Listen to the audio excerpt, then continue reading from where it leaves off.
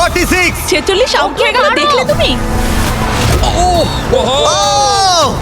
Orange টিমের দুজন বাকি আছে। 59 আউট হলে এই রাউন্ডটা শেষ। সাবধানে।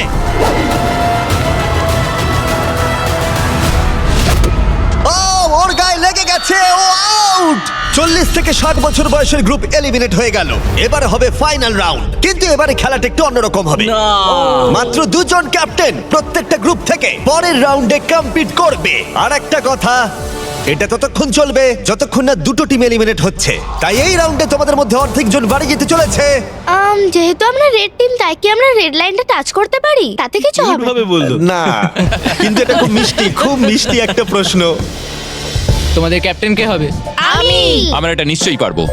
তুমি ক্যাপ্টেন হতে চাও? ঠিক আছে, চলো তাহলে। তাহলে তোমরা ভাবছো 65 আর 70? হ্যাঁ, তোমরা যদি এটা শুনে থাকো তাহলে বলি আমি যা করব তার জন্য আমাকে ক্ষমা করো, প্লিজ ক্ষমা করে দিও। জেন জি, তোমরা কি তৈরি? প্রাইভেট, তোমরা কি তৈরি? চলো পারবে। ওল্ডিজ, তোমরা তৈরি? আমরা জিতবো। সিনিয়র্স, তোমরা তৈরি? 3, 2, 1, শুরু করো।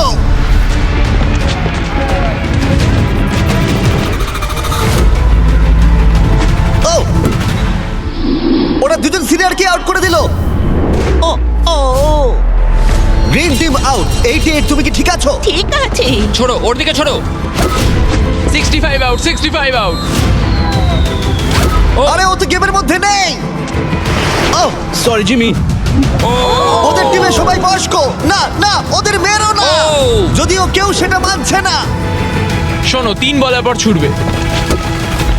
1, ও একমাত্র বাকি আছে। 3, ছড়ো। বয়স্ক প্লেয়ারদের ওরা কোনো দয়া দেখালো না।